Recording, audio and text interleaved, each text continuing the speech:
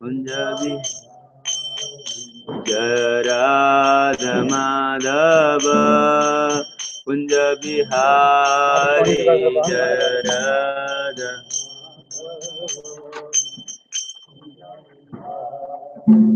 जय गोपी जन वल्लभ गिरिवरधारी जय गोपी जन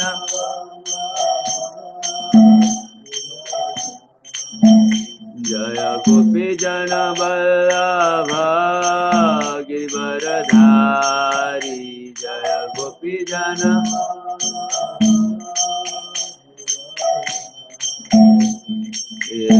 यशोदानंदन व्रज जन रंजन यशोदानंदन व्रज जन रंजन यशोदानंदन यमुना तेरा वनचारी यमुना तेरा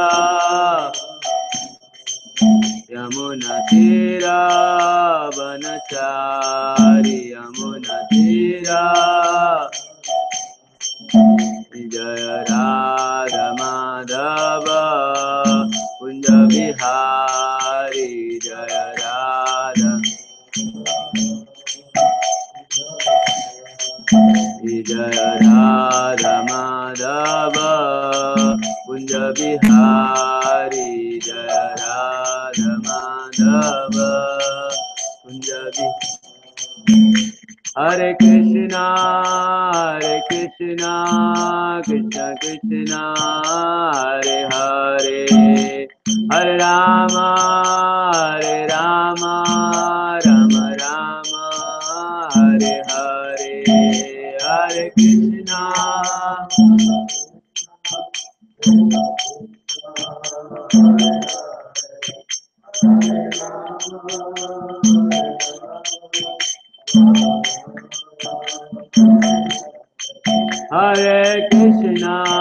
हरे कृष्णा कृष्ण कृष्ण हरे हरे हरे राम राम राम हरे हरे हरे कृष्णा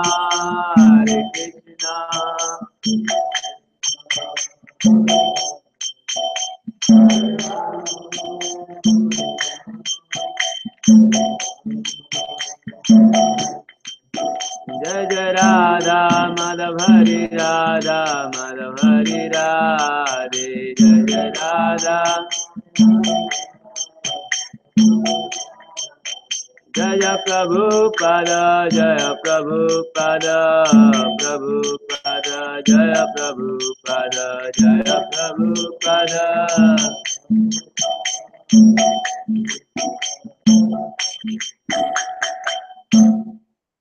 भागवतम की ओम नमो भगवते वासुदेवाय ओम नमो भगवते वासुदेवाय ओम नमो भगवते वासुदेवाय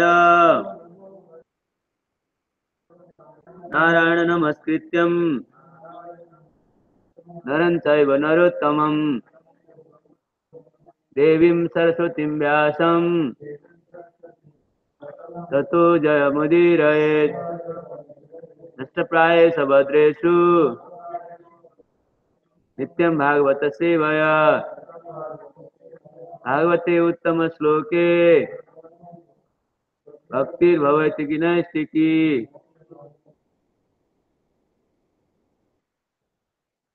So today we are reading from Srimad Bhagavatam, Canto 3, Chapter 8, text number 3.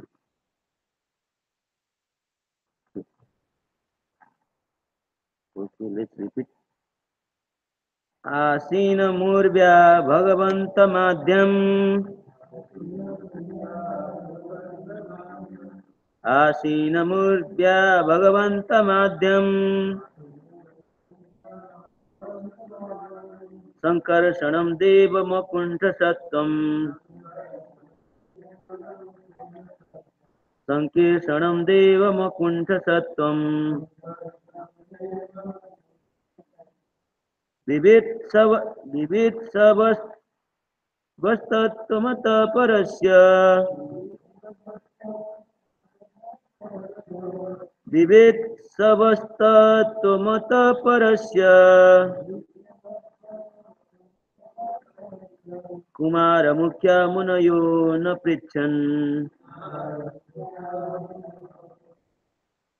कुमारमुख्या मुनयोन्वपृच्छन् आसीनमुर्व्या भगवन्तमाद्यम् सङ्कर्षणं देवमकुण्ठसत्तम् विवित्सवस्तत्त्वमतः परस्य कुमारमुख्या मुनयोन्वपृच्छन् आसीनमुर्व्या भगवन्तमाद्यम् सङ्कर्षणं देवमकुण्ठसत्त्वम् विवित्सवस्तत्त्वमतः परस्य कुमारमुख्या मुनयोन्वपृच्छन्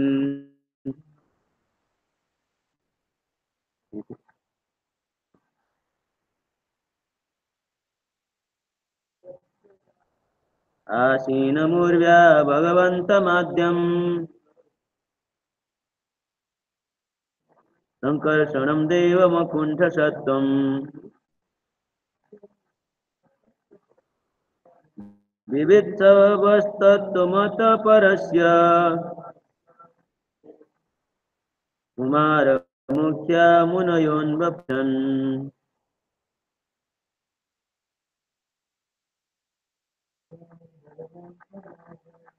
आसीनमुर्व्या भगवन्तमाद्यम् सङ्कर्षणं देवमकुण्ठसत्त्वम् विवित्सवस्तत्त्वमतः परस्य कुमारमुख्या मुनयोन्वपृच्छन्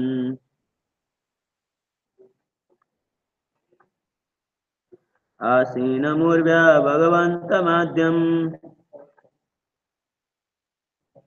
सङ्कर्षणं देवमकुण्ठसत्त्वम्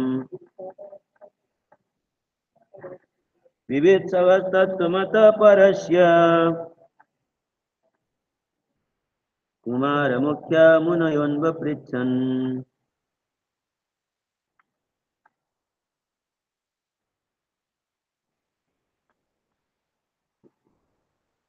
word by word. Asinam, keep it. Urvyam, in the bottom of the universe. Bhagavantam, unto the Lord. Adyam, the original. Sankarsanam, Sankarsana. Devam, the personality of Godhead. Akunta Sattvam, undeterred knowledge. Vivitsava, being inquisitive to know. Sattvam Ataha, truth like this.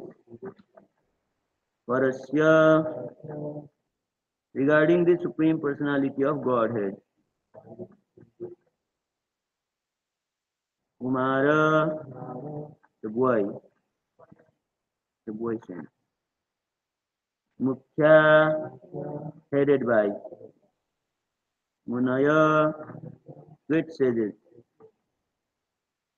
Anvapritchan, inquire like this. Translation of the verse. Some time ago, being inquisitive to know, Sanat Kumara, the chief of the boy saint, accompanied by other great sages, inquired exactly like you about the truth regarding Vasudeva, the Supreme from Lord Sankarsana, who is seated at the bottom of the universe. Repeat some time ago, being inquisitive to know, Sanat Kumara, the chief of the Vaishnavas, accompanied by other great sages, inquired exactly like you about the truth regarding Vasudeva, the Supreme, from Lord Sankarsana, who is seated at the bottom of the universe. Purport by His Divine Grace, A.C. Bhaktivedanta Swami Srila Prabhupada ki jai. This is in clarification of the statement that the Lord spoke directly on the Srimad Bhagavatam. When and unto whom the Bhagavatam was spoken is explained herewith. Questions similar to those put forward by Vidura were asked by great sages like Sanat Kumara and Lord Sankarsana. The plenary expansion of the Supreme Lord Vasudeva answered them. Om Ajnanatimirandasya Jnananjana Salakaya Chakshuranmilitam Yena Tasmai Shri Gurave Namah.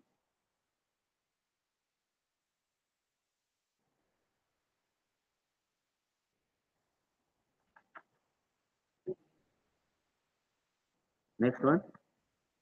Okay. So we'll read one more verse. Tumev Dhishyam Bahumanayantam. Okay.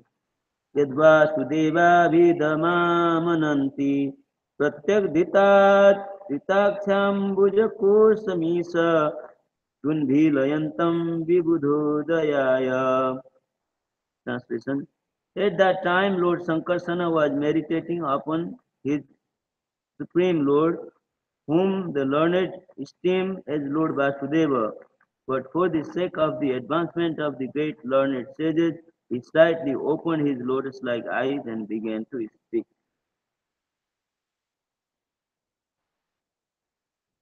So this is in regard to how the Bhagavatam came into existence. Bhagavatam was spoken by the Supreme Lord. Many places that everything Supreme Lord. So here, this Bhagavatam, 18,000 verses,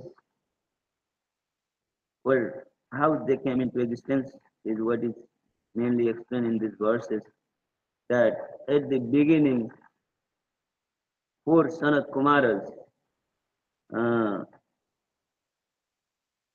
went at the bottom of the universe where the Lord Sankarsana is situated, and there they inquired about the truth, and then Lord Sankarsana, although he was meditating on his own Lord Vasudeva, so this Chaturvyuha, Sankarsana, Vasudev, Pradyumna, Aniruddha. So Vasudev is the meditating Lord of Lord Sankarsana. So Lord Sankarsana opened his eyes and slightly from his meditation and he answered, he spoke Srimad Bhagavatam at that time. So this is how we see when we see the Guru Parampara, how we have kept the Guru Parampara in our altar.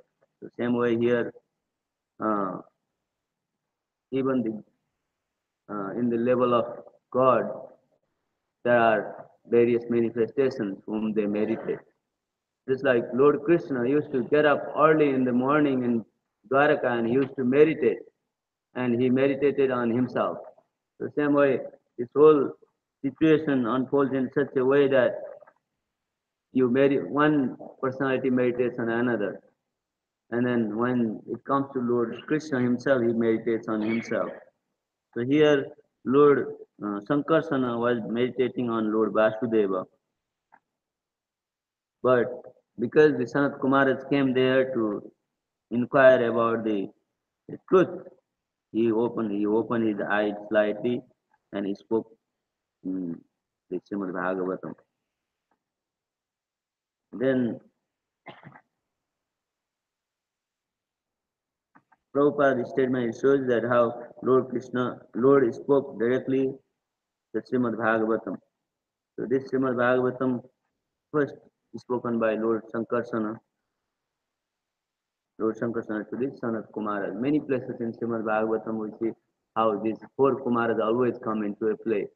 So these are the four unmarried boys of Lord Brahma, and then they travel freely all over the universe, so they could go at the bottom of the universe.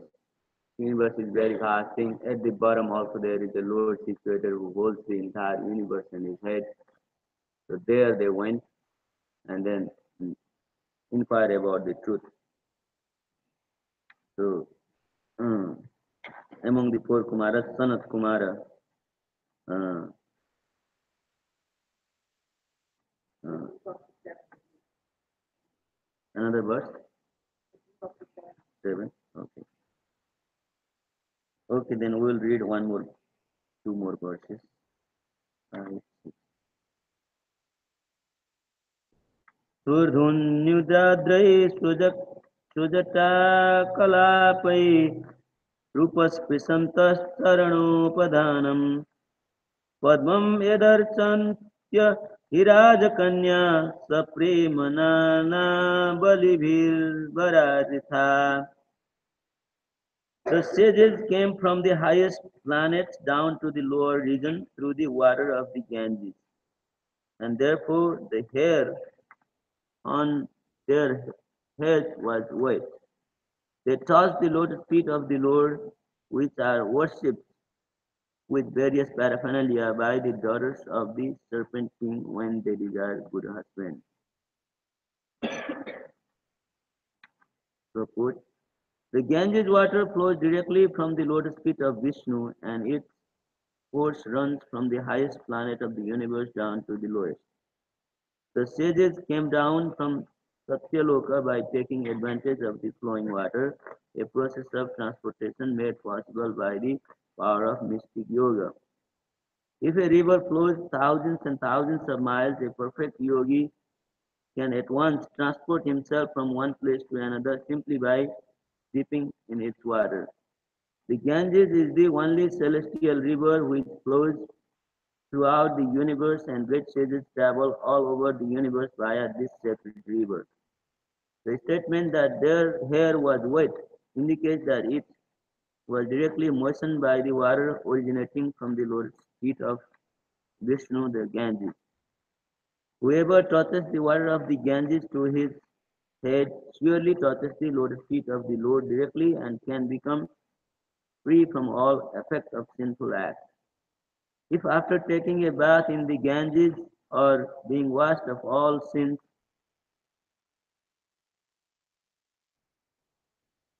whoever touches the water of the Ganges to his head surely touches the lotus feet of the Lord directly and can become free from all effect of sinful acts. If after taking a bath in the Ganges or being washed of all sins, a man guards himself against committing further sinful acts, then certainly he is delivered. But if he again takes up sinful activities, his bath in the Ganges is as good as that of the elephant, who nicely takes his bath in the river but later spoils the whole things by covering himself with the dust on the land. So this verse tells that they started from Satyaloka, and then this river Ganges, which flows from spiritual world to the material world, directly uh, they they went to the river, and it says that their heads were wet. So it shows how even the mystic yogis like Sanat Kumaras, they travel through the river and they came uh, directly to the Lord. And then they touch the lotus feet of the Lord, which are worshipped by with their different hair by the daughters of the serpent king when they desire good utterance.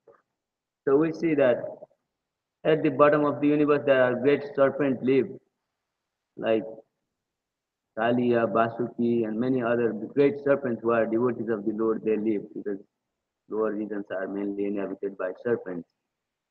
So it shows that the daughters of serpent kings they desire a good husband and they worship the supreme person because the predominated even the Lord is in the form of a serpent over there. So that's why serpent daughters comes and worship the Lord.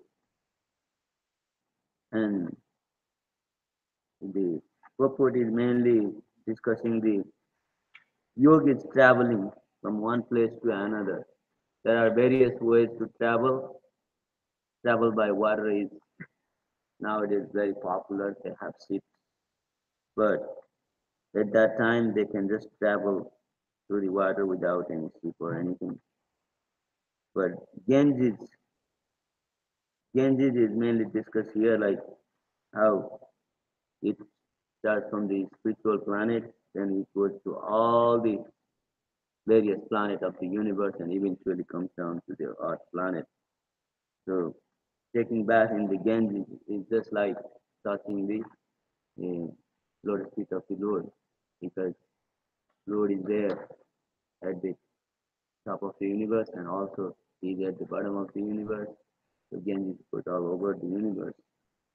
Three things: the Srimad Bhagavatam, devotees of the Lord, and Mother Ganges are just like a spiritual world. Where there are devotees, that place becomes just like a spiritual world. So where the Ganges is, that Ganges water is, that also is considered like a spiritual thing. And then Srimad Bhagavatam is also considered this spiritual, from the spiritual. These three things from the spiritual world: Bhagavatam, Ganges, and devotees of the Lord. So these three things are very rare to achieve. Association of devotees is very rare. Same way, Mother Ganges is far from here. So, but in India, like Mayapur, devotees have Ganges right next door. But for us, it's a bit far. But we can take some little water from Ganges.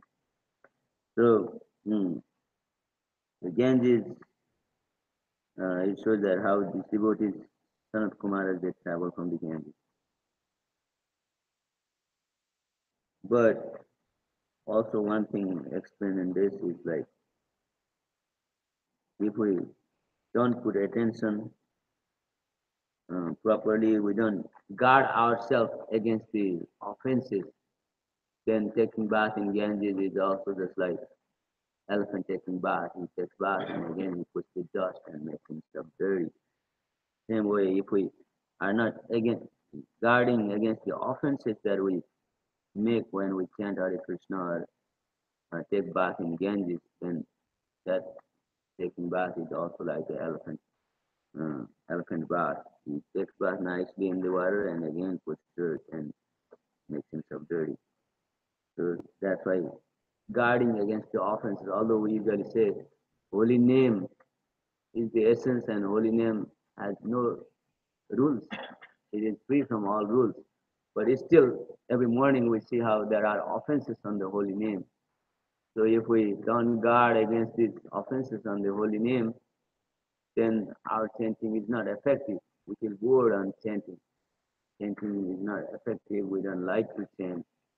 That's because of the offenses we committed on the holy name, and holy name becomes slower. Although holy name is always effective, it continually uh, nullifies the offenses as long as we continue to chant. But it is little boring because we have committed some offenses on the holy name.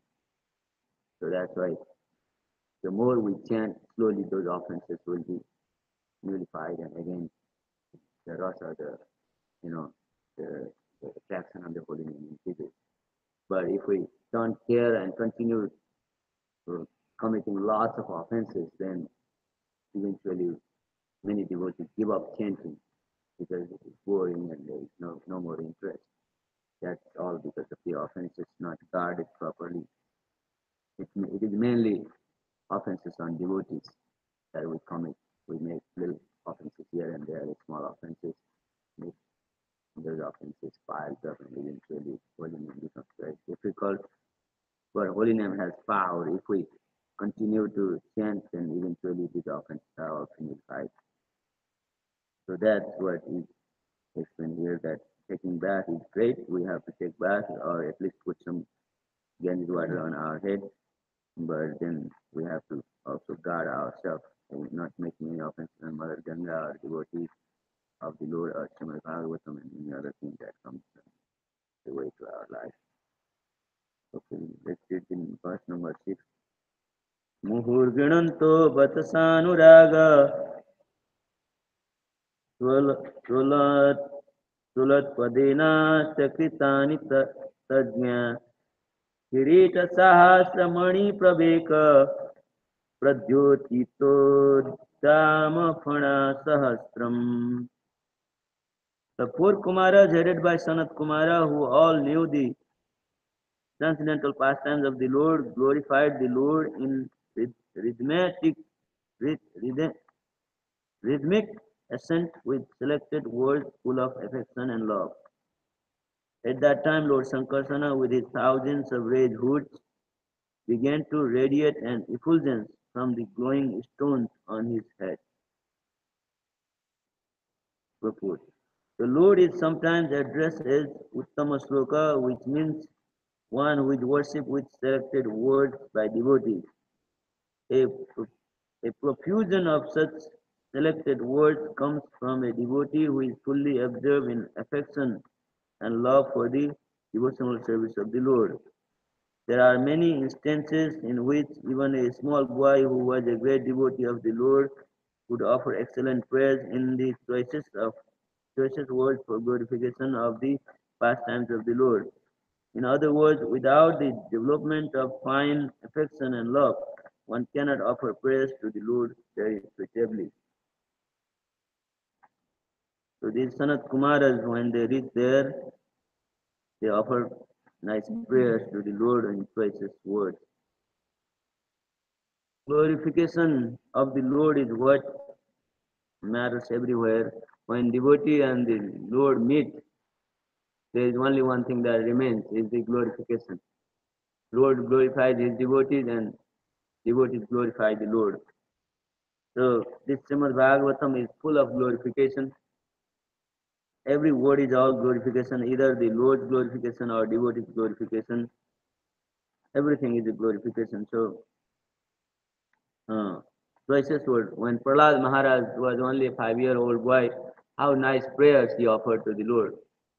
Very suitable prayers, but deepest meaning inside the prayers. In fact, I myself particularly like Prahlad Maharaj's prayers more suitable than anything. Throughout the entire Bhagavatam, the seventh canto, uh, these prayers of Prahlad Maharaj contain the essence of the entire philosophical understanding. So nice are the prayers that, as well as philosophy, the way, the languages, everything is so beautiful. So this is how we see how devotees are very efficient to offer prayers to the Lord. Of course, Prahlad Maharaj is a completely pure devotee. The Lord himself said, there is no one like you. So we offer prayers. Even the small boys can offer prayers. Everybody can offer prayers. And Srimad Bhagavatam is full of prayers. Whenever we go outside, people always say, "Let us off, let me pray for you." People say like that. So praying to the Lord is such thing that every time uh, prayer is needed. Lord Himself says, what the devotees do, always offering glorification and always bowing down. Every time we come in the temple, we bow down. That's how Lord is respected.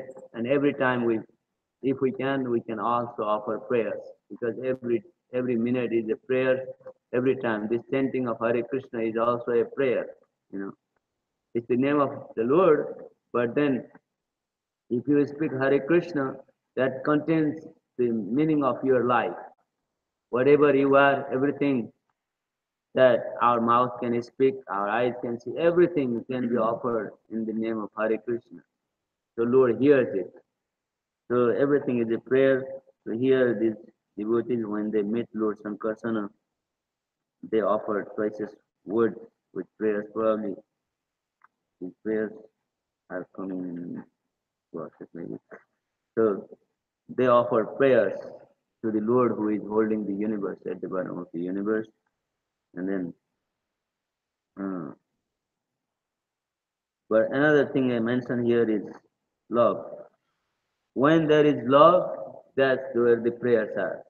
If there is no love for the Lord, no matter how many poetic thing you speak, it doesn't make any sense. So when there is a love, then everything becomes very. It's just like the prayers. Even the regular speech becomes like a prayers. In Golokadham, we see in what is called Brahma Samhita, it explains how every walk is a dance and every word is a song. So in the spiritual world, everything is a song. Why? Because they are so much absorbed in love and affection with the Lord that every walk is a dance and every word is a song. The same thing here, devotees, if devotees have manifested affection for the Lord genuinely, then his words are just like prayers. Everything is a prayer. Everything feels like chanting. Sometimes when some devotees comes and he's really advanced devotee, he has gone through temple programs for long, many years. When he speaks Bhagavatam or anything, everything looks like a song. It affects everybody.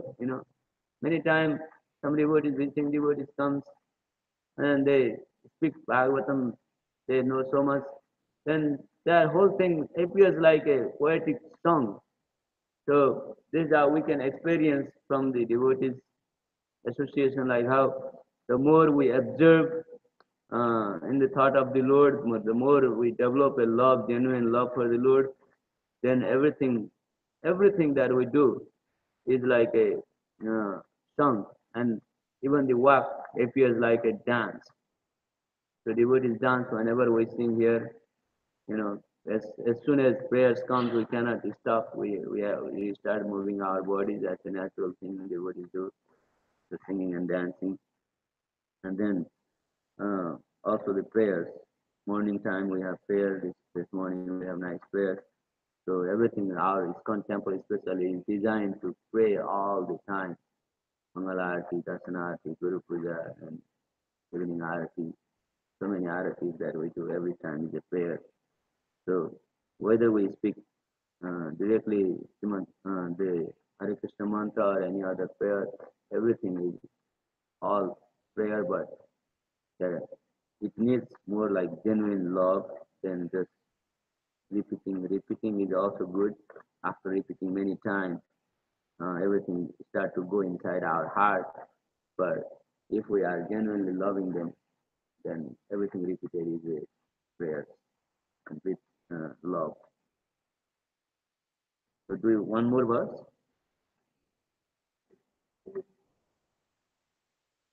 Yeah.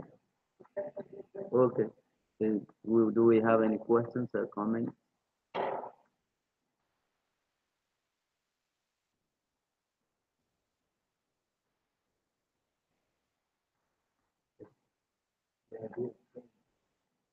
Yeah.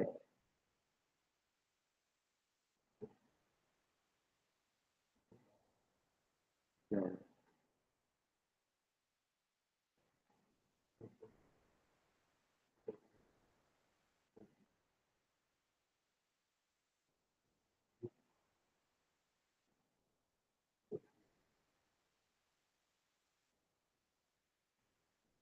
Right. Yeah. The Lord has given such a program, especially these spiritual books that we have. They have they are full of prayers. We can repeat. These Sanskrit verses are so beautiful. It's all like today's verses are also in particular. The way they are designed. It's all full of. It's just like a song. and everything, temple program, everything that we have is all prayers and all beautiful songs. Bhagavatam is completely a song, so it's all everything is a beautiful. There is nothing like this in the world.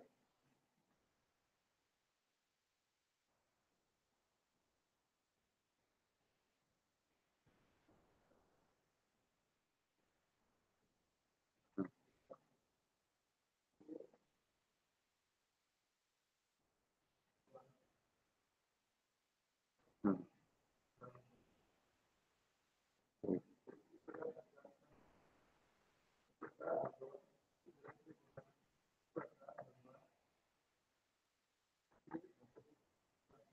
Hmm.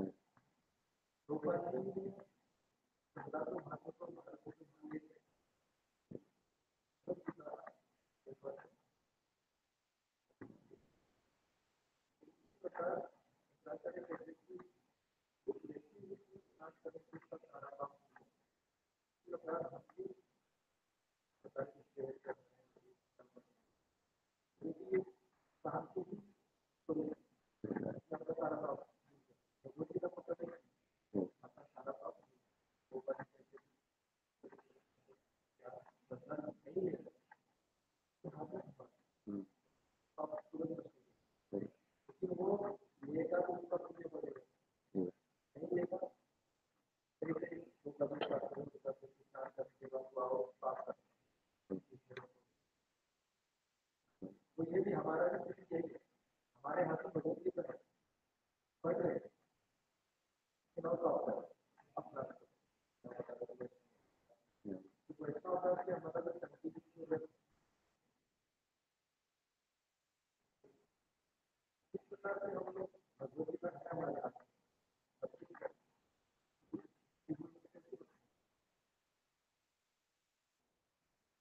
हाँ, वैष्णव अपराध से बचना तो हर समय एक ही तरीका है। बार बार वैष्णव को मिलते ही उनके प्रणाम करके उनसे क्षमा याचना करना एक हमारे हाथ में है। और क्षमा वैष्णव अपराध होता है, इसके तरह अपराध होता है, धाम अपराध होता है। तो धाम में जा करके बार बार भगवान नाम लेना, भगवान नाम सब चीज को धीरे धीरे ठीक करता है। वैष्णव अपराध को भी उनसे क्षमा मांग के फिर भगवान नाम जोर लगाते रहने से फिर धीरे धीरे टाइम लगता है, एक ही साथ नहीं होगा, लेकिन कालांतर में बहुत टाइम लगने के बाद भगवान नाम खुद ही उसको प्यूरिफाई करेगा। तो नाम का ही आश्रय लेना पड़ेगा और दूसरा उपाय नहीं। और जिन जिन वैष्णवों को आपको लगता है कि हमने अपराध किया है, उनसे जा करके क्षमा याचना करने से वो जो पहले किया हुआ जो अपराध है, वैष्णव लोग जो दया होता है मन में, तो वो क्षमा कर देते हैं। छोटे मोटे जो चीज हमारे डेली जीवन में आते हैं वो माफ कर देते हैं, और फिर भगवान नाम भी उसको शुद्ध करता है। वही एक उपाय है मेरी समझ में आता है। अगर आपके मन में कुछ है तो आप बताइए।